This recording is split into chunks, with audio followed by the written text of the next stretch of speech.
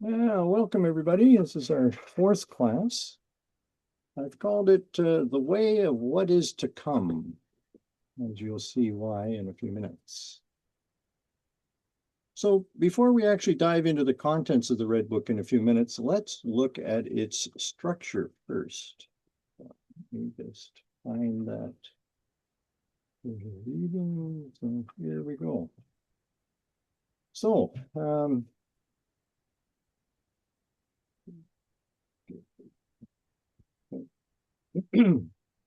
so it's composed of three parts. Liber Primus, which means book one, which is 90 pages long. We're going to focus a lot of attention on this first part. And then book two, Liber Secundus, is much longer, almost 2.5 times longer. I will be drawing from this a little bit. And then there's a third section called Scrutinies. And this is where he really reflects on what he has experienced as a whole, comes up with some beautiful ideas. So as you can see, together there are 458 pages.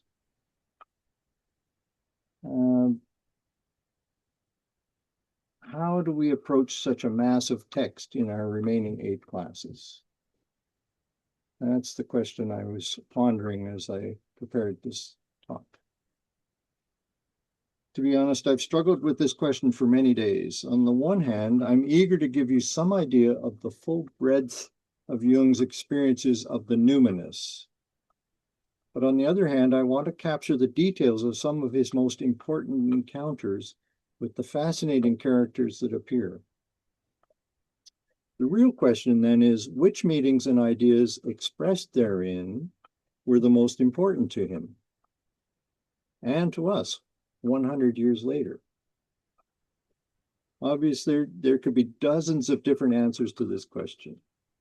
Although I plan to base my own selections in large part on the scientific concepts and themes he concentrated on in his later writings, these will be my own choices, and as such could well be challenged by other readers of the full text. So let's look at the prologue, which is called The Way of What Is to Come. Although you've already read a couple of the dreams Jung includes part way through the Red Book, I'd now like to start over at the beginning of his text. Right from the start, he provides us with an overview of the book's contents. Jung uses the phrase, the way of what is to come, to serve as the overarching theme of the Red Book. It echoes both Eastern and Western spiritual tradition. It suggests both the Chinese Tao, the way, route, or path, and the future coming of Christ. And interestingly, Jewish law is also described with the term the way, halakha, which literally means the path that one walks. One Jungian scholar asserts that Jung's opening phrase could alternatively be translated as the way of who is coming, of the one who is coming. This highlights the Red Book's interest not only in Christ, but in a post-Christian God, religion, and humanity as well.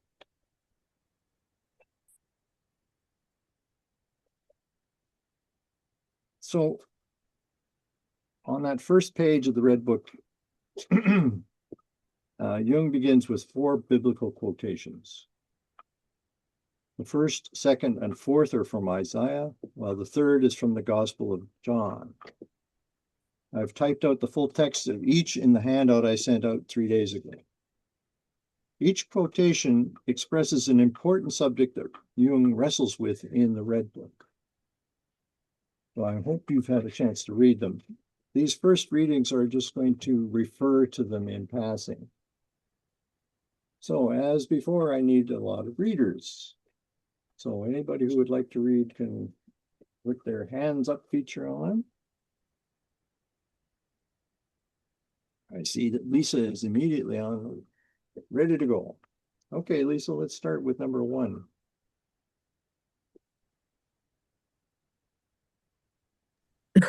There, sorry. Okay. The first, from Isaiah, begins, "Who hath believed our report?" and announces Jung's concern with prophecy and the nature of his own prophetic calling, a calling that he alternately embraces and rejects during his Red Book period. The second quotation, also from Isaiah, begins, "For unto us a child is born," and heralds Jung's interest not only in the nature and meaning of Christ, but also in a series of new gods that are effectively born in the Red Book's pages. Thank you. So these are really important themes. So on the very first page of the Red Book, Jung is foreshadowing his struggle to understand the nature of the task he is given by certain characters in the imaginal realm. He is also announcing that his descent into this intermediate world will eventually lead to the birth of a new God image within him. You could think of the God image also as a concept of God. We will have much more to say about both of these topics in coming classes. Okay, so David Oak is ready to read number 2. I'll just move it up a little bit so you can see it.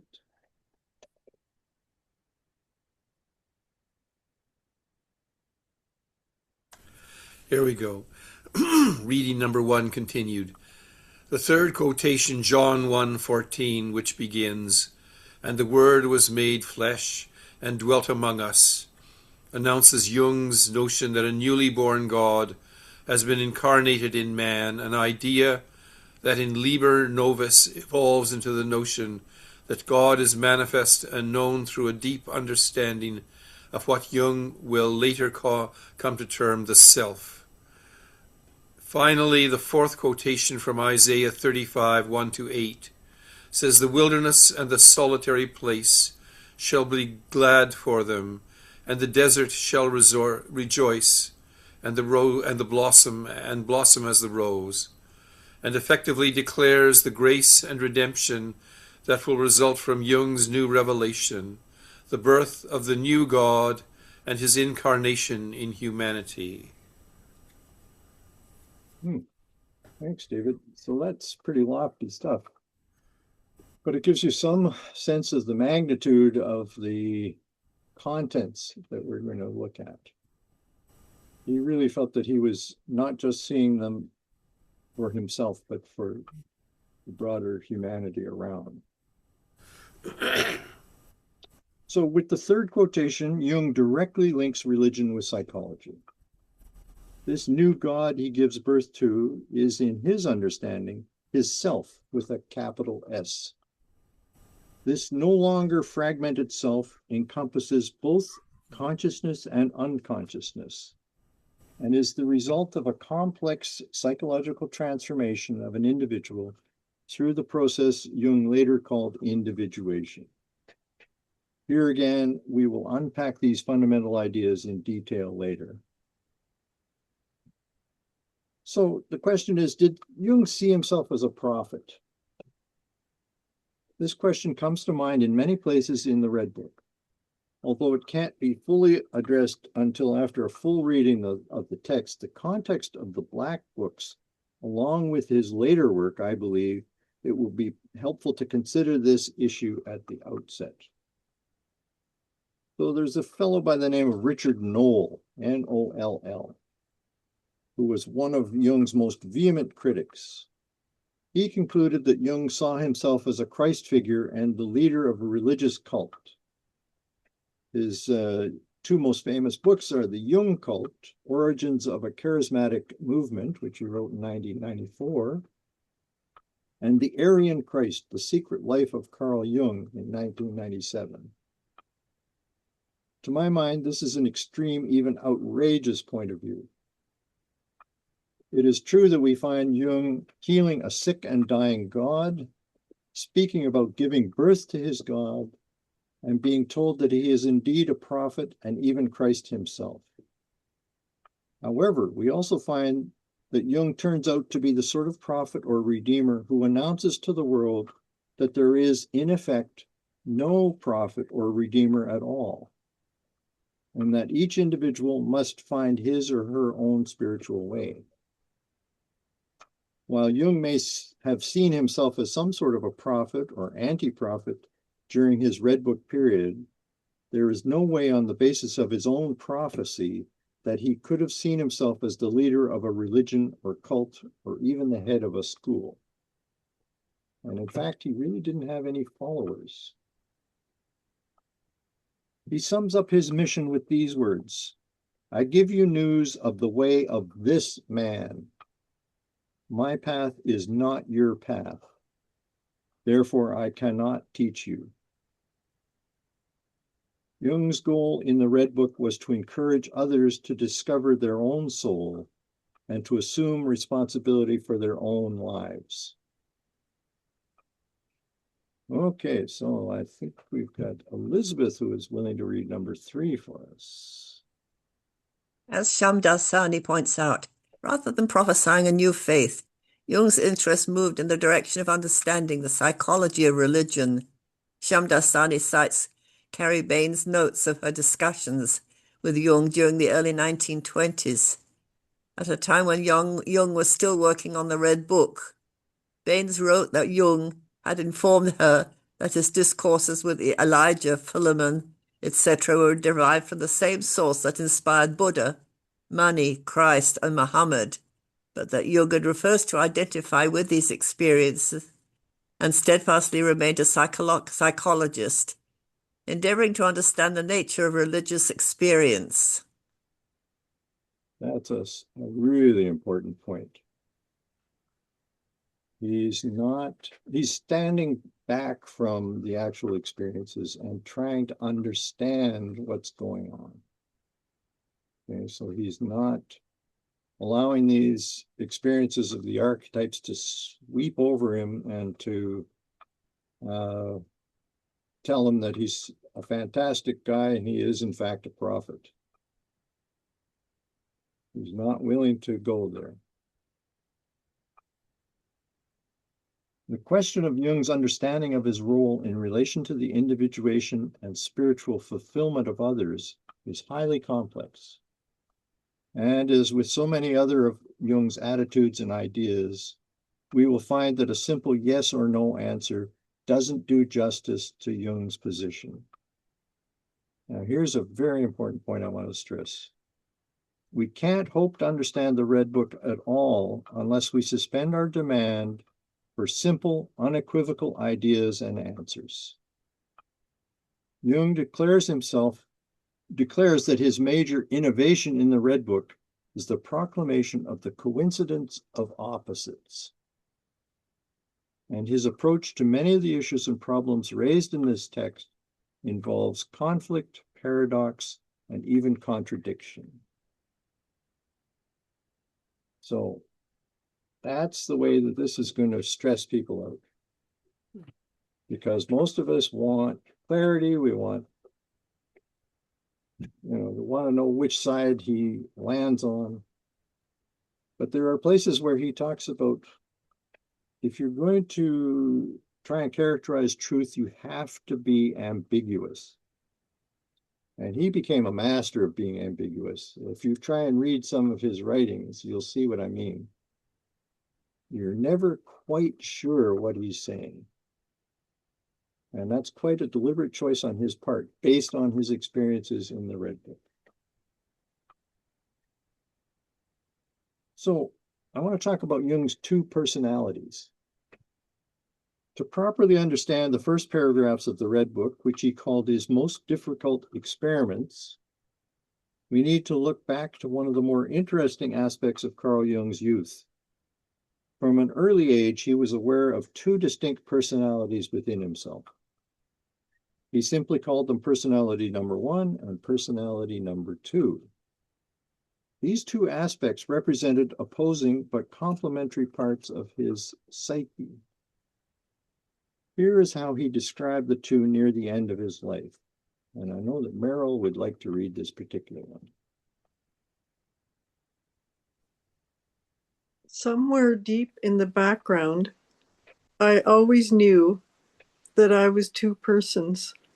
One was the son of my parents, who went to school and was less intelligent, attentive, hardworking, decent, and clean than many other boys.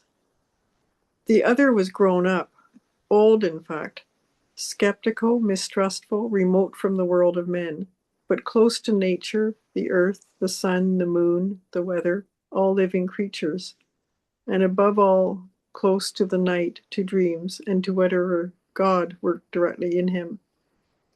Besides his, the schoolboy's world, there existed another realm, like a temple in which anyone who entered was transformed and suddenly overpowered by a vision of the whole cosmos, so that he could only marvel and admire, forgetful of himself.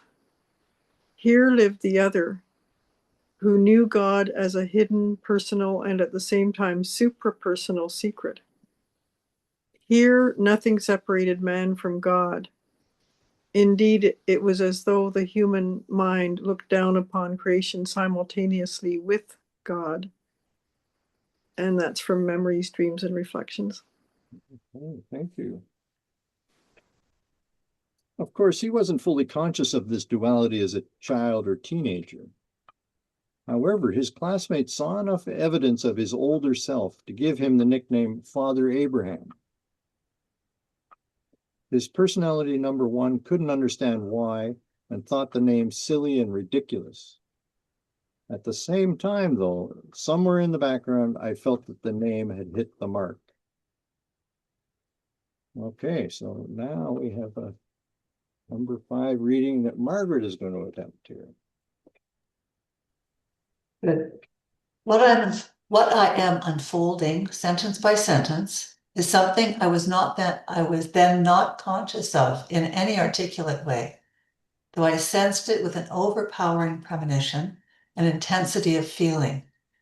At such times I knew I was worthy of myself, that I was my true self. As soon as I was alone, I could pass into this state. I therefore sought the peace and solitude of this other personality, number 2. The play and counterplay between personalities number 1 and number 2, which has run through my whole life, has nothing to do with a split or dissociation in the ordinary medical sense. On the contrary, it is played out in every individual. In my life, number 2 has been of prime importance, and I've always tried to make room for anything that wanted to come to me from within. He's a typical figure, but he's perceived only by the very few. Most people's conscious understanding is not sufficient to realize that he's also what they are. From Jung, Memories, Dreams, and Reflections. Okay, thank you. This is really important to understanding this guy. Understanding the dynamics of the relationship between these two personalities later helped Jung to shape his theories on individuation and the psyche. So let's take a little bit deeper look at these two personalities. Personality number 1 is the outer self. It was his practical, extroverted, and rational self that related to the external world. This side was focused on fulfilling everyday duties, adapting to societal expectations, and managing the tasks of daily life. Jung describes this personality as being concerned with his identity as the son of my parents, going to school, and fitting into his contemporary Swiss culture. His personality number 1 was attentive, responsible, but not extraordinary or deeply insightful. In the Red Book, he was to be shown that it was tied to what's called the spirit of the times and the objective conscious world. Personality 2, his inner self, was his introverted, mystical, and timeless self. focused on the inner world and what the Red Book calls the spirit of the depths. Internally, this aspect felt old, skeptical, mistrustful, and remote. It was interested in nature, night, dreams, the unconscious, and carried a sense of connection with the eternal and archetypal dimensions of reality. Jung saw his personality number 2 as being of supreme importance, providing a sense of permanence, solitude, and access to deeper creative spiritual insights. This side often guided his explorations of psychology and the unconscious.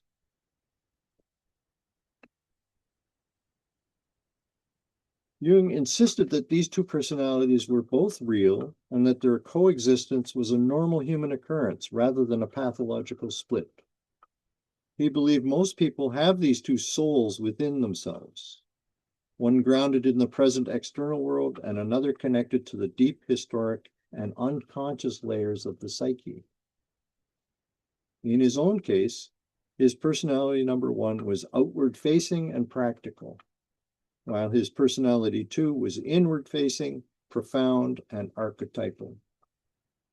Together, they inspired his lifelong work on the balance and integration of opposites, a process he later called individuation. They played a large role in the development of his brand of psychology, which is known as analytical psychology. So let's look at the contrast between the spirit of the times and the spirit of the depths. Let's look to the first 2 paragraphs in the Red Book. And I see that Rob would like to read number 6 and maybe number 7 in a minute. If I speak in the spirit of this time, I must say, no one and nothing can justify what I must proclaim to you. Justification is superfluous to me, since I have no choice, but I must. I have learned that in addition to the spirit of this time, there is still another spirit at work, namely that which rules the depths of everything contemporary. Okay, so this is, whenever I've got the reader's edition in there, I'm referring to just the text from the Red Book, which is a lot handier, a lot less weighty than the full Red Book with all of the images. Jung borrowed the phrase, the spirit of this time, from one of his favorite books, Goethe's Faust. In Book 1, Faust says to Wagner, "What you call the spirit of the times is fundamentally the gentleman's own mind, in which the times are reflected." Okay, and Rob, I'm hoping you would read number 7 as well. Sure. The spirit of this time would like to hear of use and value. I also thought this way, and my humanity still thinks this way, but that other spirit forces me nevertheless to speak beyond justification, use, and meaning. Filled with human pride and blinded by the presumptuous spirit of the times, I have long sought to hold that other spirit away from me, but I did not consider that the spirit of the depths, from time immemorial and for all the future, possesses a greater power than the spirit of this time, who changes with the generations. Okay, thank you. So here Jung is impressing upon us that the spirit of the depths is eternal and powerful. This is the unseen force that communicates with him from the beginning of his search for his soul. Before he knows what's happening, he is completely overpowered by it. Okay, Joey, that's number 8, please.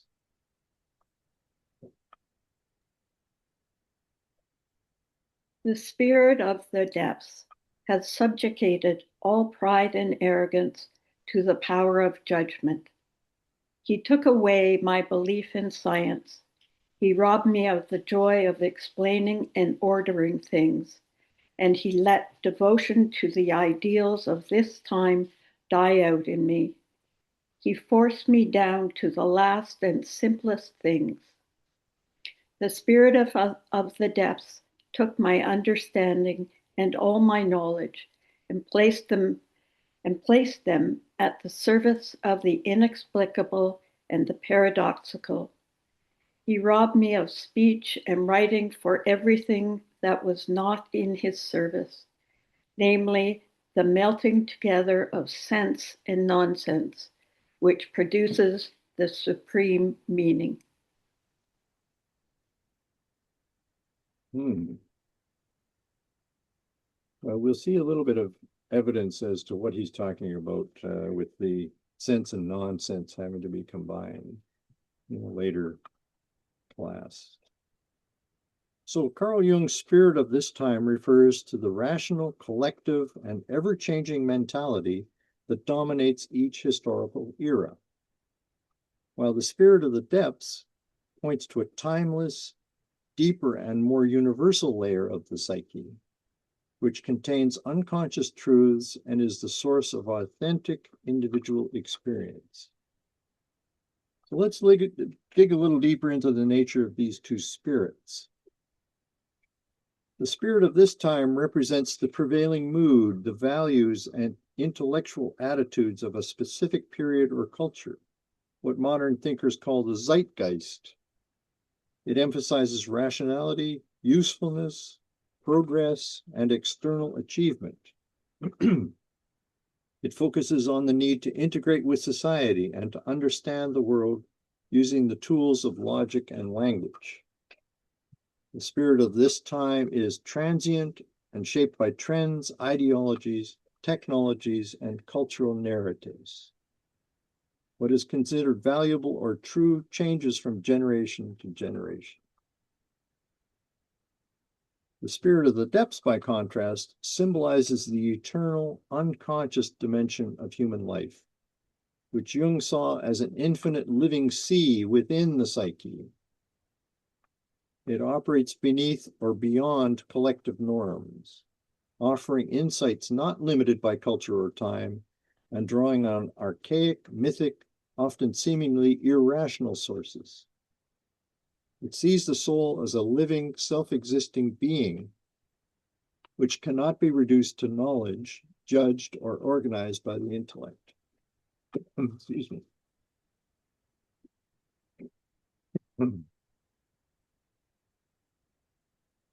The spirit of the depths is responsible for drawing individuals inward, leading them towards self-exploration, the integration of their shadow aspects, and ultimately to their authentic individuation.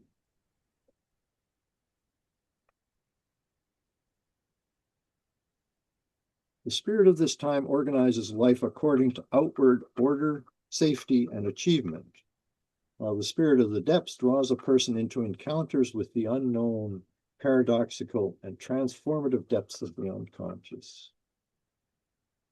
Jung warned that exclusive allegiance to the spirit of this time can estrange individuals from deeper sources of meaning, while an exclusive focus on the spirit of the depths can disconnect them from reality or their cultural context.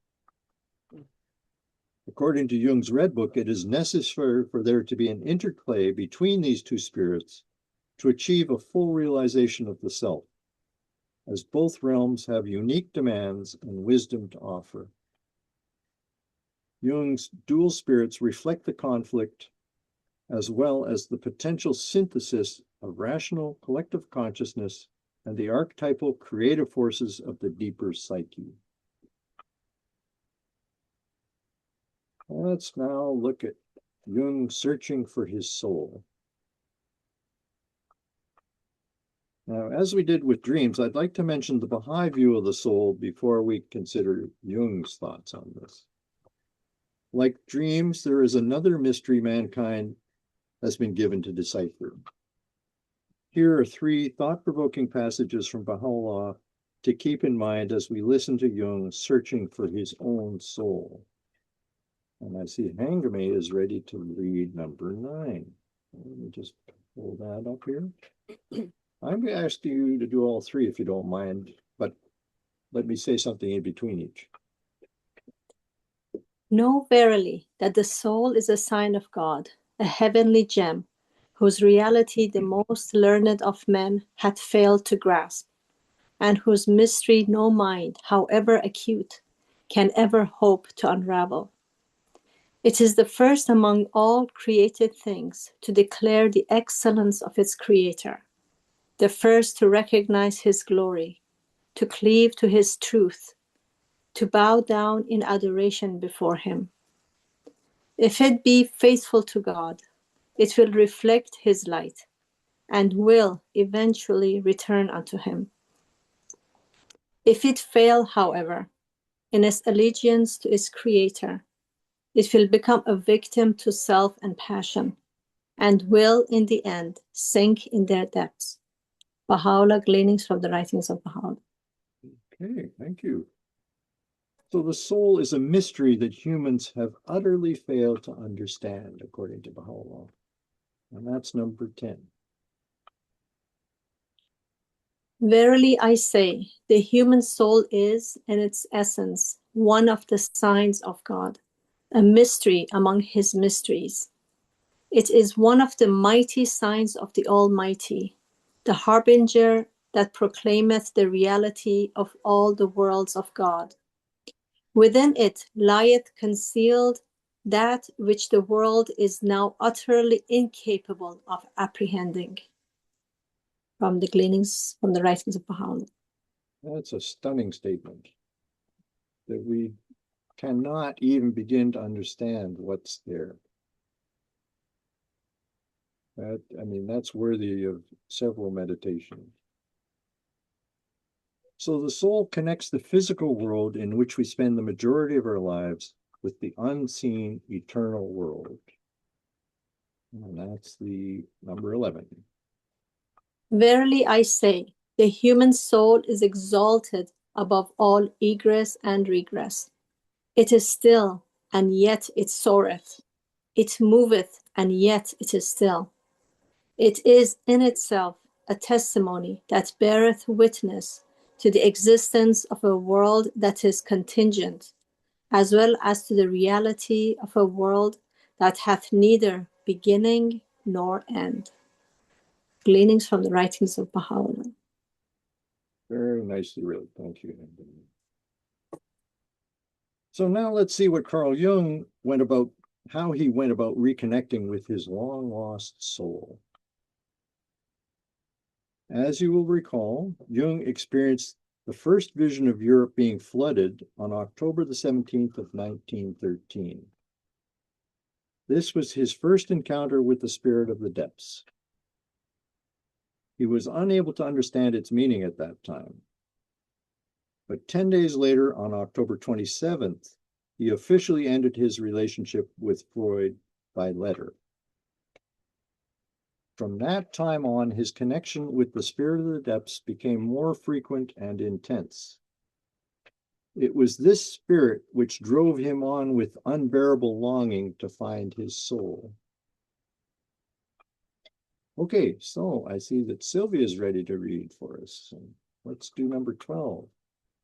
Hey, my soul, where are you? Do you hear me? I speak, I call you. Are you there? I have returned, I am here again. I have shaken the dust of all the lands from my feet, and I have come to you. I am with you. After long years of long wandering, I have come to you again. Should I tell you everything I have seen, experienced, and drunk in? Or do you not want to hear about all the noise of life and the world? But one thing you must know, the one thing I have learned, is that one must live this life. Jung, a Reader's Edition. Okay. So he says that the spirit of the depths was also responsible for his seizing his pen at the end of November 1913 to begin writing his experiences down. I see Linda would like to read number 13. This life is the way, the long sought after way to the unfathomable, which we call divine. There is no other way.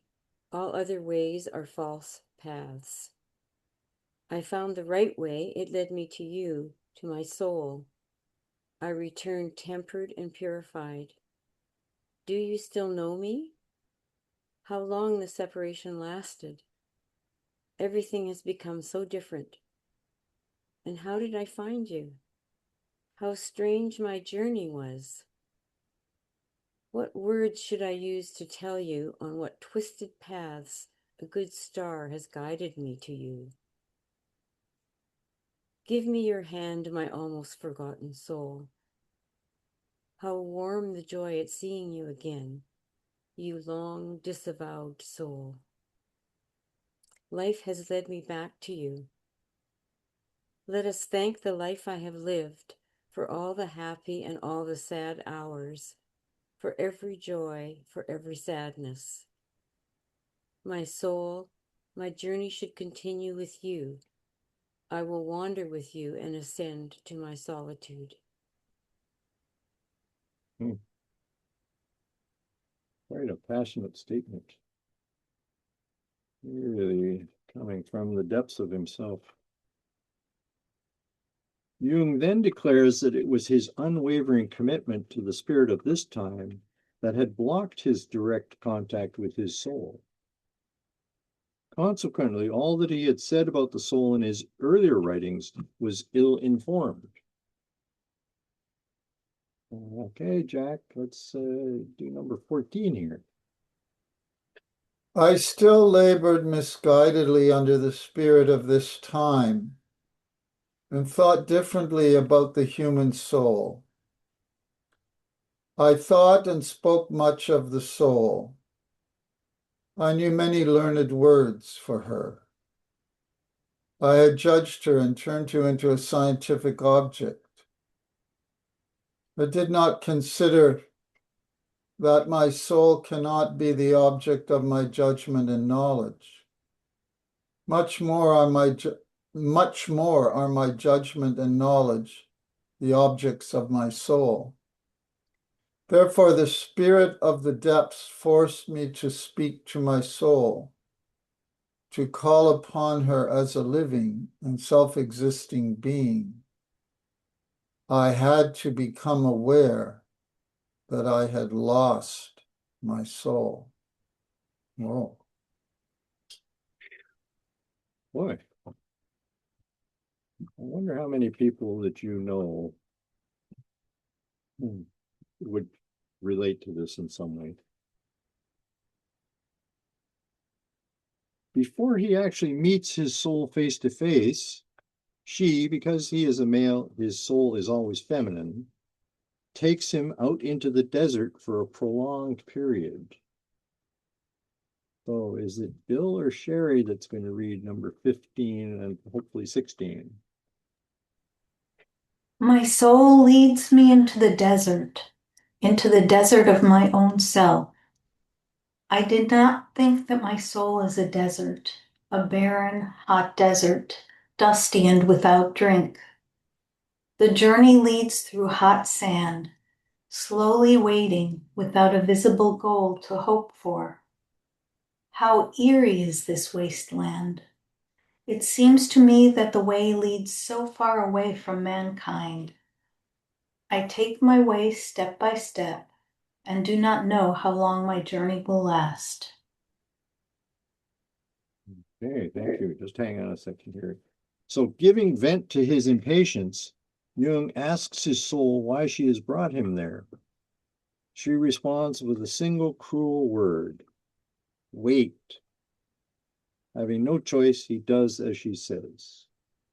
Okay, Sherry, that's number 16 then.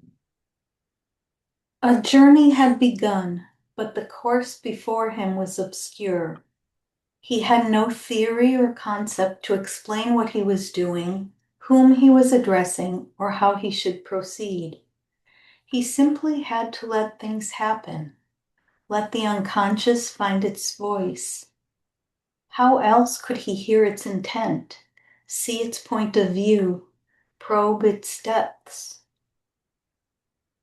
Okay, and this just goes continues right on into 17. So why don't you finish that off for us?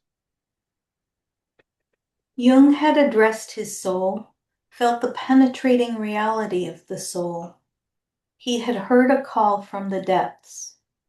But the dialogue he was attempting was, so far, very one-sided. For 25 nights he persisted, petitioning communication. He sensed himself in a desert, an anchorite wandering in his own internal and barren wasteland under a burning sun.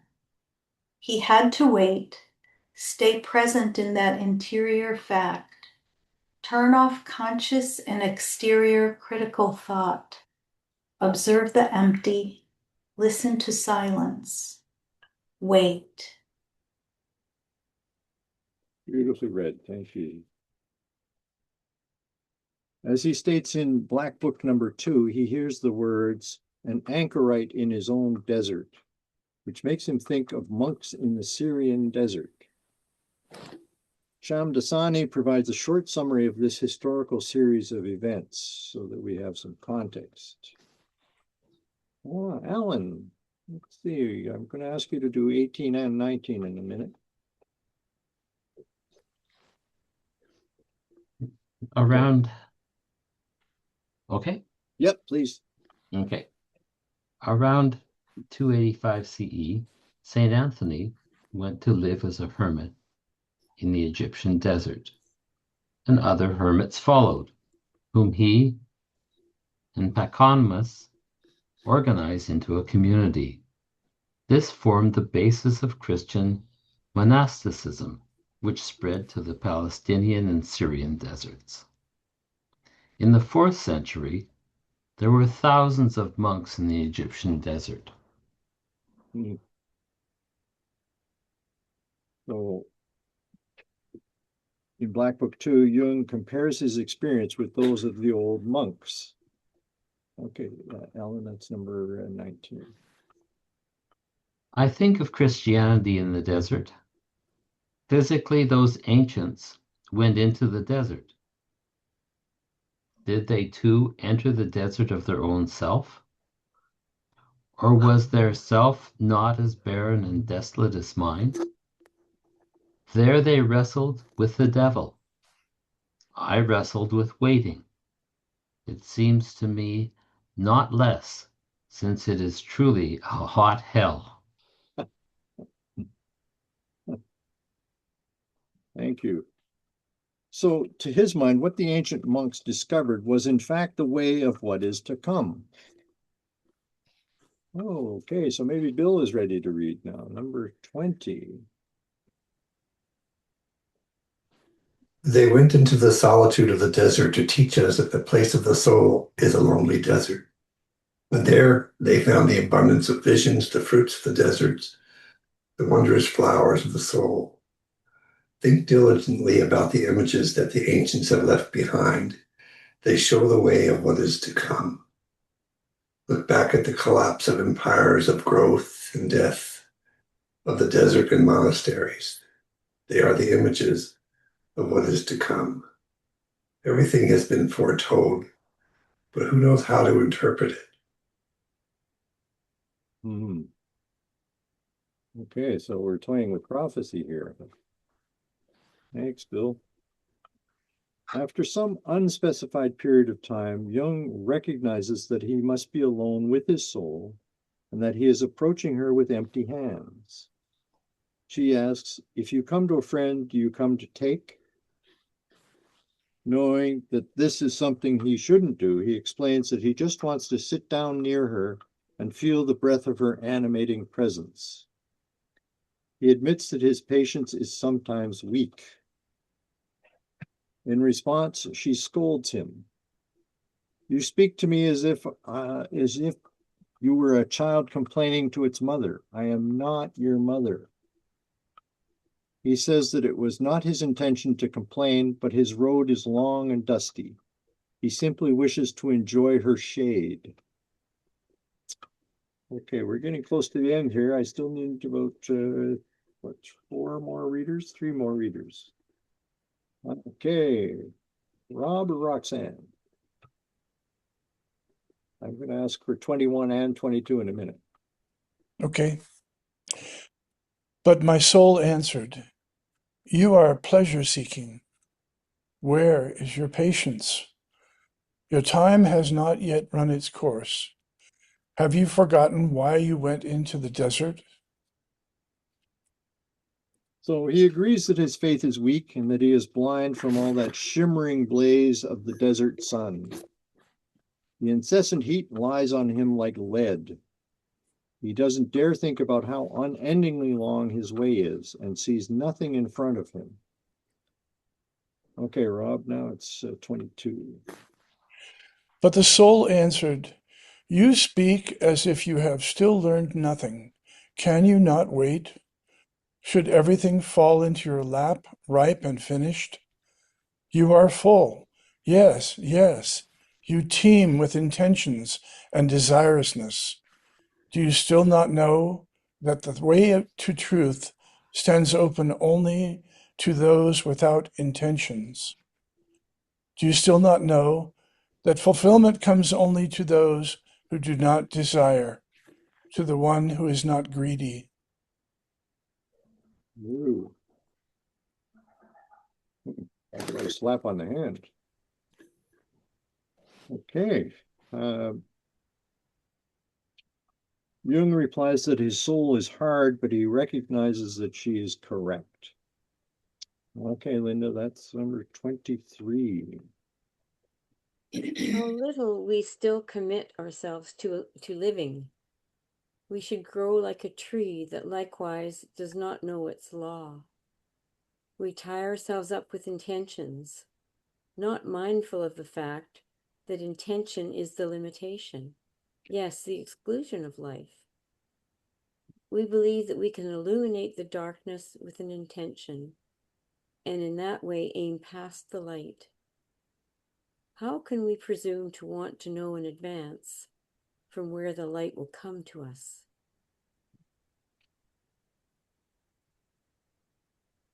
Some of these quotations bear a lot of reflection. Well, hopefully you'll have questions about them as we do our Q&A in a few minutes. 16 years later, in his commentary on The Secret of the Golden Flower, Jung criticized the Western tendency to turn everything into methods and intentions. The primary lesson, as presented by the Chinese text and Meister Eckhart, was that of allowing psychic events to unfold naturally. Okay, I'm going to ask Thomas to read the next two, but with a break in between. Okay, Thomas?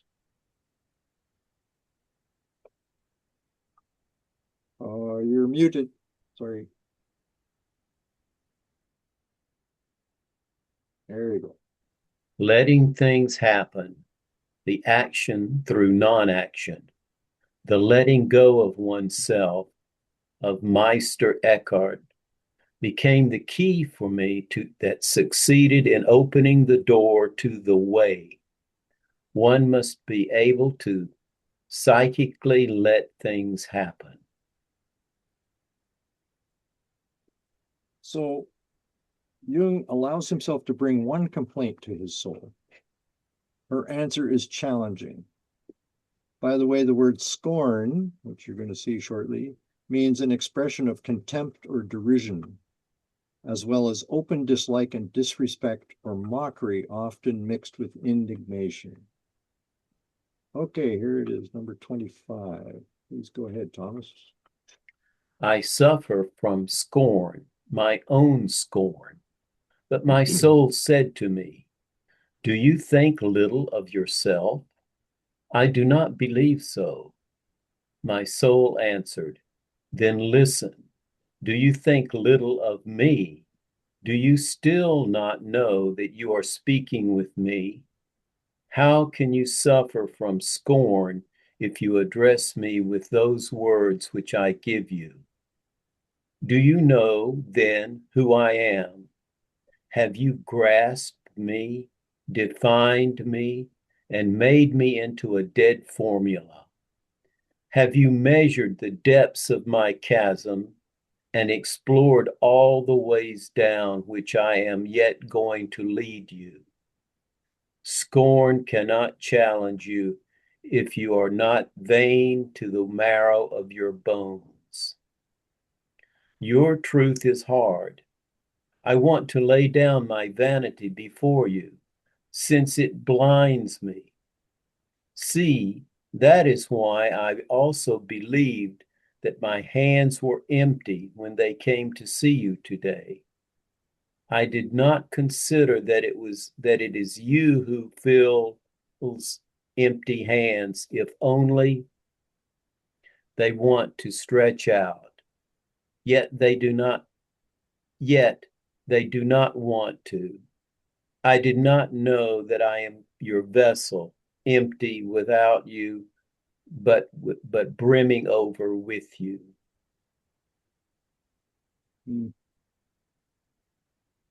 Oy, oy, oy. She's teaching him plenty in a very short period of time. So Jung explains that this conversation occurred on his 25th night in the desert.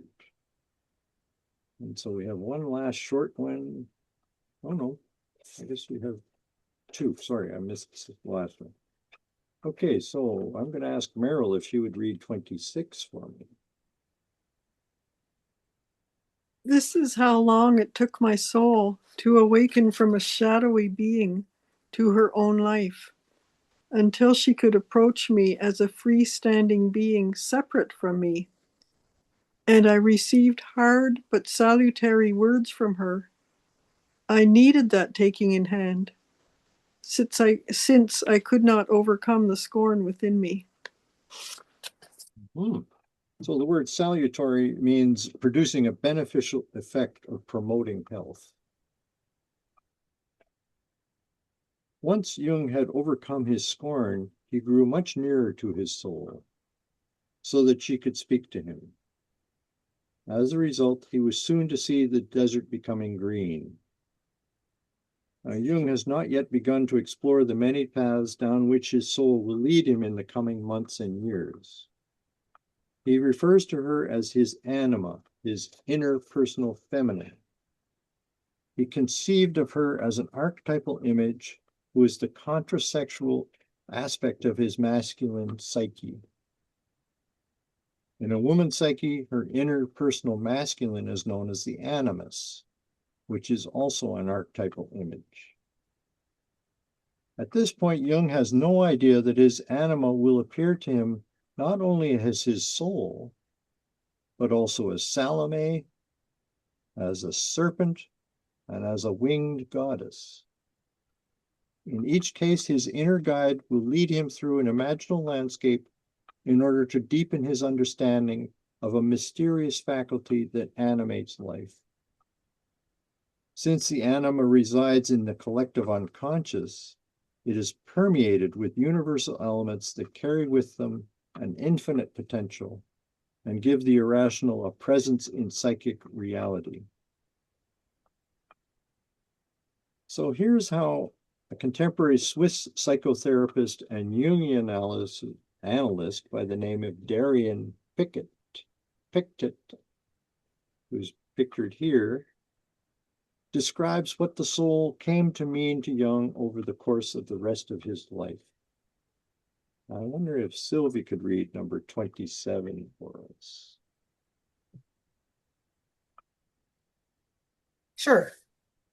When Dr. Jung uses the word soul, he defines soul as the individual's attitude to the inner reality, the function of relationship between the inner and outer worlds, the bridge to the center of our whole being.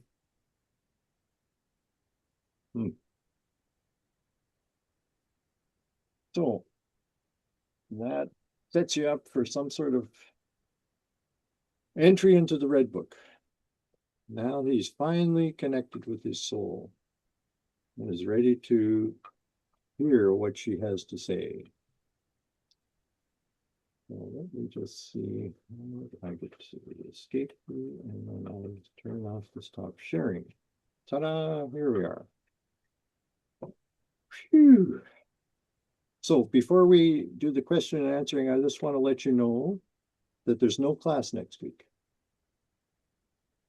I need a break, and I'm sure you need a break. This is intense material. It's very dense, and you need time to absorb it. So I'm giving every one of us a week off. So our next class will be on February the 11th. I'll be curious to see how many people actually sign in next week or try to. Anyway, okay, Rob, we've got a question or comment. Yeah, well, I have a lot of, I brought up a lot of feelings for me, but several that I'd like to mention too. The concept for me that the soul is ever apart or not present is not one that I find easy to accept. I believe that the soul is an integral part of our lives and who we are. So this notion that he's coming to know her in these distinct moments, I find baffling. The other element is that it seems that he's describing an entity that is, I don't know if the word's correct, anarchic, not following any order and just going off in all directions, which also is, I mean, we have to understand things through our experience, and the idea of having new experiences or new vistas, new dimensions, and exploring them, that I can see and accept, but that there would be this disordered, I don't know how to describe it, these things that are not, that I can't relate to. I can be open to new experiences and ideas and try to investigate them, but they're going to have to come back into my understanding based upon relating to what I know and what I have seen and experienced. So I guess I just find his approach really difficult to accept. I'm willing to look at new things, but these things don't seem to. I don't know. Maybe you get what I'm saying. I do, I think. Now, first of all, Jung is not controlling this. I mean, he's controlling the fact that he's sitting there every evening waiting for 25 nights for his soul to respond. But anything that she says is not something that he himself has dreamt up. That's the whole point about the imaginal realm. It's an independent, authentic set of beings that we can interact with. To some extent, they are related to us, but they're not under our conscious control. So this world is going to say things to him that are going to rock his sense of reality to the depths. This period in the desert was intended, I think, to disorient him, to break that chain that is loose or tightly tied around him of the spirit of the times. You see what I'm saying? It's the spirit of the depths that is saying, okay, you've lived according to these rules all this time, but now you've asked to speak with the soul, and if you're going to do that, you're going to be under my control. Yeah, and I can see some.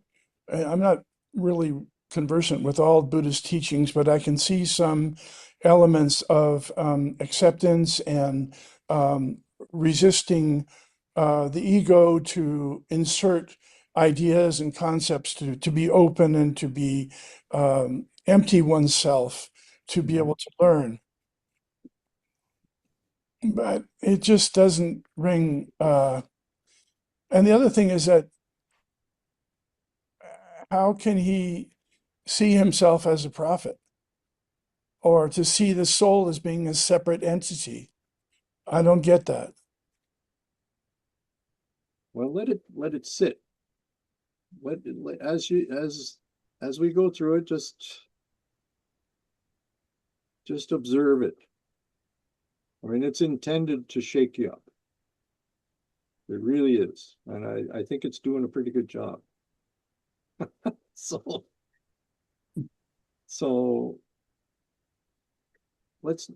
don't get too despairing about it. I think it's just, let's see what comes up. Let's see if maybe some of the concerns you have sort of melt away as you become more comfortable with it. Okay, so we got Sherry and Bill. Who would like to speak here? So this may be encompassed by what Rob was getting at, but it seems like there's this directional pursuit from one place we call time to another place we call depth. And I don't understand. I would like to know what the Baha'i perspective, as well as Jung's perspective, is in terms of bringing the soul or the depth to our time, rather than bringing our time or leaving our time to pursue the depths of the soul. Well, he's doing this on a daily basis, right? So he's pursuing the depths at night, and then during the day he's living by the laws of the spirit of the times. So he's oscillating back and forth. It's a back and forth. Why can't it be one unified flow or process where the soul is eventuating itself in the time, and the time is providing feedback to the soul, and that's the goal. That's the goal he's aiming at. Okay. But at this point, before what we read tonight, he wasn't having that connection with his soul. It wasn't telling him its point of view. It wasn't feeding him that content. But is that universal to all of us, or is that was just his particular condition where he had to make great efforts to explore that level of his existence? Do other people maybe have that soul much more obvious in their life, in their face, in their reality? Is there more of a merging in some people of time and of the time they're in with the soul they bring to that time? I would like to say yes, we do, but I'm not sure that that's the case. I think that most people do not have any sense even of what the soul is. And Baha'u'llah said it very clearly in one of the passages, that everything that all the wisest people in the world have tried to say about the soul doesn't connect with who it, or what it really is. We do not know anything about the soul. So Jung is living that. But aren't Baha'is, their mission is to develop the soul? Yes. By how they practice in the time? Yes. So how can you develop something if you're not aware of what it is? To some extent, I mean, you have to realize that spirit of the depths is affecting you whether you're aware of it or not. It's guiding you. It guided you to become a Baha'i, for instance. And it guides you in the decisions that you make that lead to your ongoing development. But it's doing it all quietly, unconsciously, for most people. But I think Jung would say that you can speed up the process if you enter into a dialogue with it, if you become conscious of it and team up with it, if you like. So it's a case of being a co-worker with Baha'u'llah rather than a follower. if you see what I'm saying. These are big topics, huh? There's no question about it. I don't know if I'm doing it justice to it right now, but it's the best I've got. Anybody else? Well, let's see what Thomas has to say, for instance. Yes. One thought I had when I was first reacting to these readings was it reminded me of the zeitgeist of the time that we're talking about Jung, about the early 20th century. And if you think about that in the history, this was a really strong nationalistic movement. Germany had developed all of this military technology and was really trying to, dominate all of Europe. And the empires were greedily trying to suck up as much of Africa as they possibly could. So they were competing with each other on this way. And also, if you know anything about Swiss society, it's very, very rule oriented. You do things according to what your community does at that time, and you don't deviate 1 millimeter or 1 second off of it, comparatively speaking. And I also think about my own upbringing as a conservative Christian in North Georgia during the 1950s and 60s. And it was also a very rule-based, strict kind of society. So I was trying to bust out when I got to leave my hometown and go to college. And I started an English class that introduced me to William Blake. And Blake really, I think, touches on a lot of these subconscious rivers that Jung is also referring to. And Jung does talk about Blake fairly often. So you're quite right. There's a deep connection between the two. Yeah. So you're right. The spirit of the times. I mean, the moments that we're talking about were 6 months before World War I started. So you could see that the beginnings were probably fairly evident to everyone around. That there was this hostility towards the other, no matter who the other happened to be. And the rules-based community idea is a strong one. We shouldn't discount that. Okay, Jack, what are you thinking at this point? Well, what Jung did, and I agree with what Thomas has said about, I think there was something of the rebel in him against Swiss reglementation and, the Swiss watch. I mean, the Swiss are all about rules, regulations, and following the rules. So I think, and don't forget his father was a clergyman. So I think there were expectations placed upon Jung, obviously, as a cleric's son. But what he did, it was spiritual anarchy. Religion is for the masses. What Jung did was for Jung.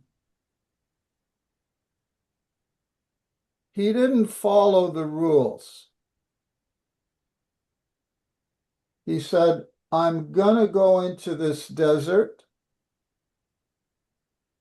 And it's a very apropos image, and see where it takes me. I mean, I don't even know if he had that thought in his mind. I mean, he probably did, but we have to remember that one of the reasons we're having difficulty understanding Jung is that his experience is so unusual compared to the vast majority of human beings. Mhm. Like he's a one of. So it's understandable that we're having difficulty. I mean, I am having difficulty understanding some of the things he's saying there about the soul. But so off he went, and it required great courage. As I've said before, not everybody is capable of doing this and coming out sane. Mm. And I'm sure that he thought he was, Mark, I think you've mentioned this already, that he thought he was losing his mind at times and that he was going insane. So this is a very perilous journey, but he came back from it. And we are all the richer for it because he discovered so many wonderful things on that terrifying journey. And I found when I looked up on AI what he meant by, he was using the same sources Moses and Jesus and Buddha and so on and so forth. And it mentioned there, he didn't have any delusions about prophetic grandeur. And they quoted a paraphrase there. The difference between me and a prophet is that I know I am not one. So that's a paraphrase of something that he was reported to have said. So I don't think we should entertain the idea that Jung thought of himself as a prophet in the classical sense of the word at all. But he did receive messages that he felt he had to pass along. He was told he had to pass along. Oh yeah, very definitely. Very, very definitely. No doubt about that. And in that sense, he was in touch with the divine, but he defined he defined his revelations, if you like, in psychological terms. Yes. He didn't define them in theological terms. Quite So when he deliberately. compared himself to Moses or was Moses in the quote, Jesus and Buddha? I think Moses was. He didn't mean that he was having revelation in the same sense they were. He meant that he felt that they were also tapping into the collective unconscious and the archetypes. I mean, that's as little as I can understand from it, but it is very puzzling because the journey that he went on was very rare and very unique. So it's understandable that we're going to be puzzled, we're going to be perplexed. It was a voyage into spiritual anarchy and chaos, and he came out the other side and survived somehow. I don't know how he did it, but he did. Okay. Lori, you have been ready to talk for several minutes. What's on your mind? I'm really enjoying hearing about Jung. I'm studying expressive arts right now, and really we're exploring how you can access the liminal space to get guidance through using the arts. So, and I also work with private clients where we use a lot of metaphor, and it's been really fascinating. Um, to have conversations with clients where we create a portal and they have access to this subconscious where there's this whole creative space that emerges and they have characters that come to life and they can build structures in this sort of metaphorical space and they get guidance in this that comes through it. And you could think about it from a neuroscience perspective where we're putting the setting the analytical side of our brains aside and allowing a creative exercise to tap in to this. And we're trying to find solutions using creativity, which creates new neural pathways. But I think also, if we think of psychology, like maybe pre-psychology, we think of like shamanism, and we think of well, yeah, shamanism basically is how it was like it's how we've always been able to tap into this sort of this liminality. But now we have there's new methods now too. But I think that it's really neat because the expressive arts started in Switzerland. Um, and I just came back I've been there twice in the last 2 years, and at a European graduate school, and Paolo Camillo was talking about how we can intentionally go into this kind of space and come out. So I've had a few interesting encounters where I've been able to tap in some way, and then later on it comes out in dreams, and then the dreams present themselves in real life.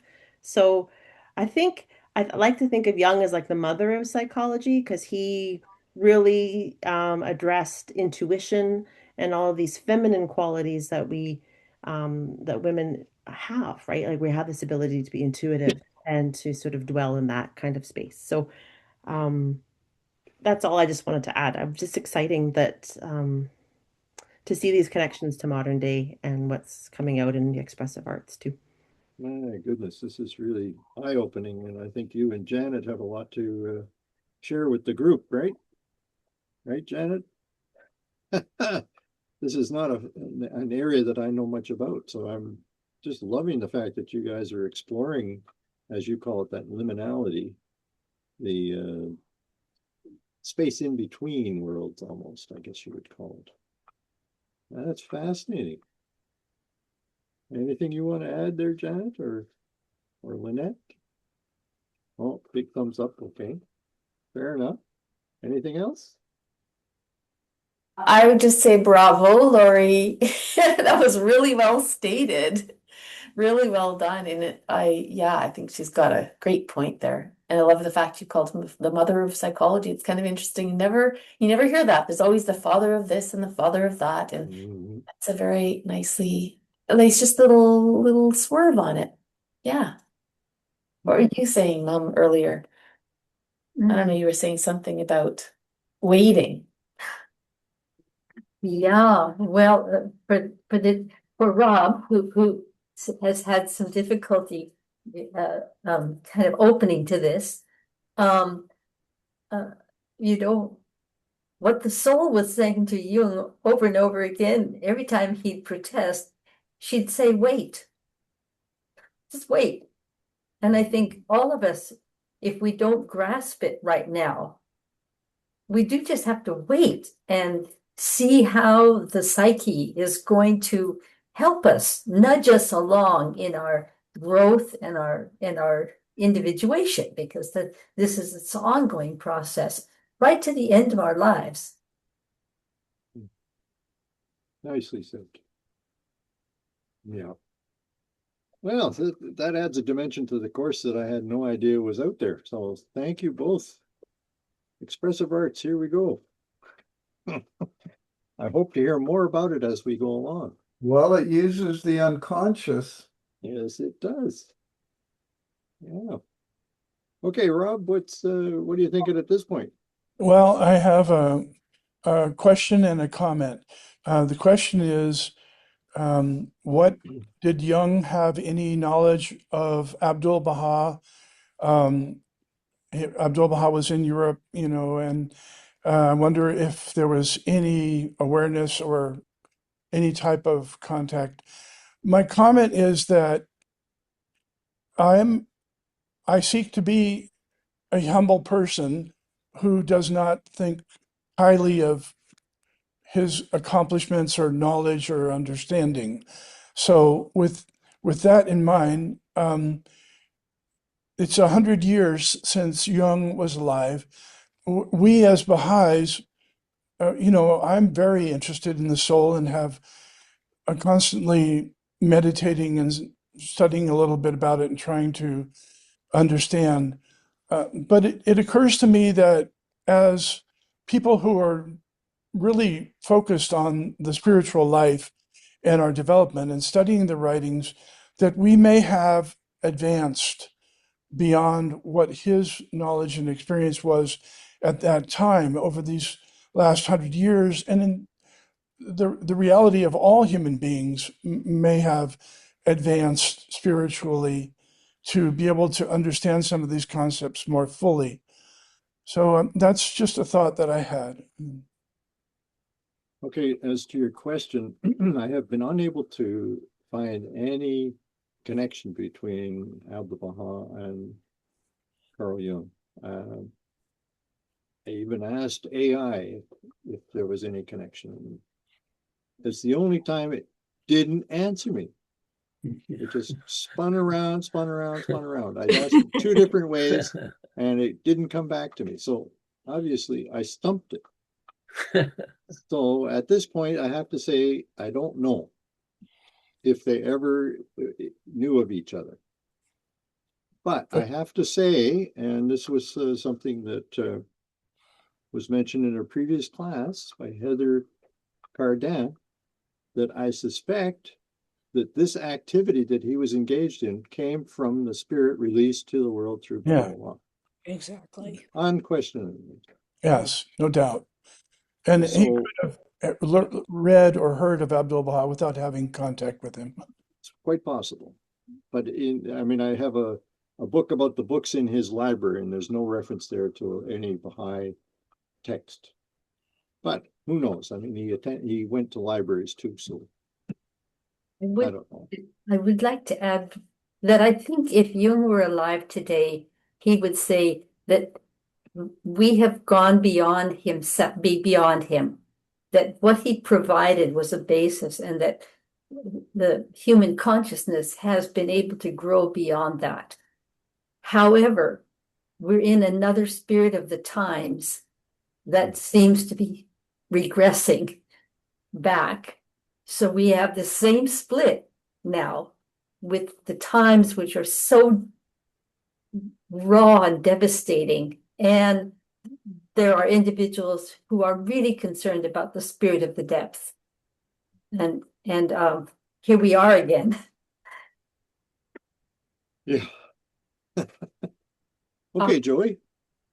Oh, sorry. Oh, sorry. Go ahead, Janet. Yeah. I was just going to say, I just a comment I found very interesting. This short discussion you had saying, did he feel that he was a prophet? And when he mentioned these other names, Moses, Jesus, Buddha, and possibly Muhammad and others, was he comparing himself? And it was, I thought, a lovely comment to think, instead of him considering himself a prophet, he might have considered those other ones humans who were doing what he was doing, which were exploring the unconscious. It's sort of like inversing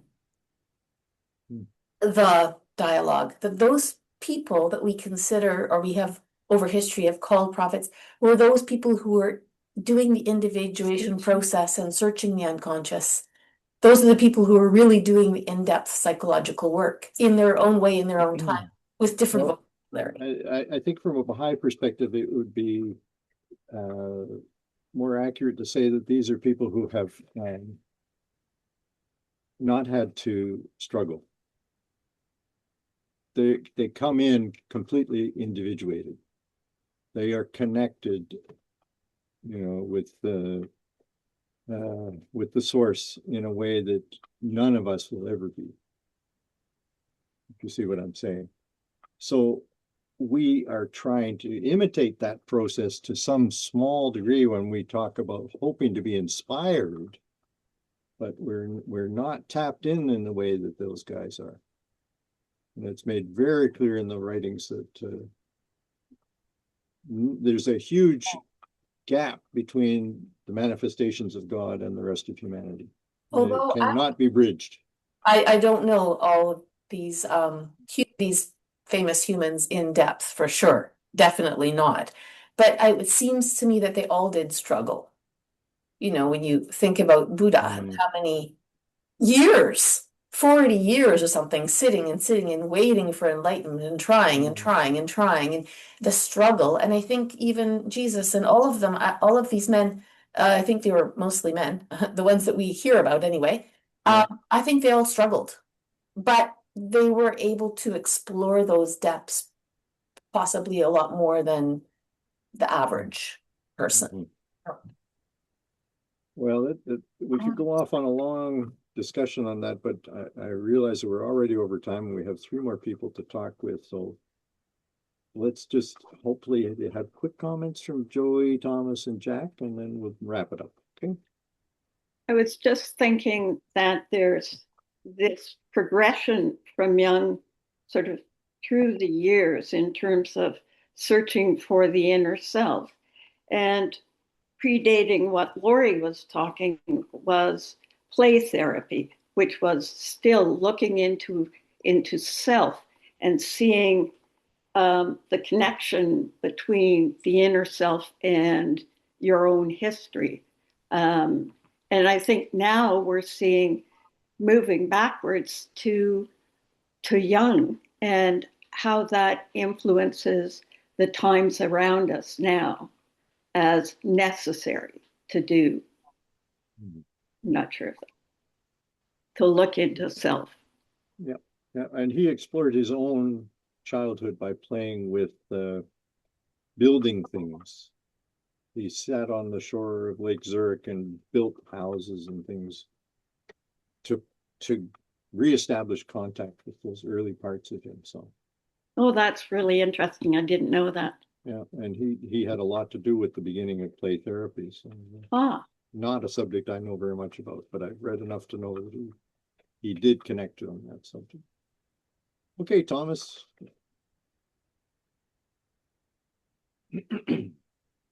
Yes, when Dan Jordan was working on his PhD, he was a member of the NSA of the United States for a few years.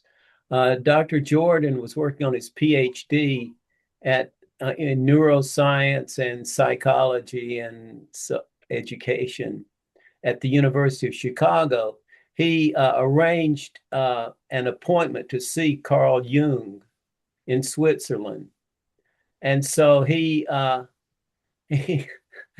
took off, he had his plane ticket and he took off and he went there and, went up to Carl Jung's house in, was it Zurich at that time, I think.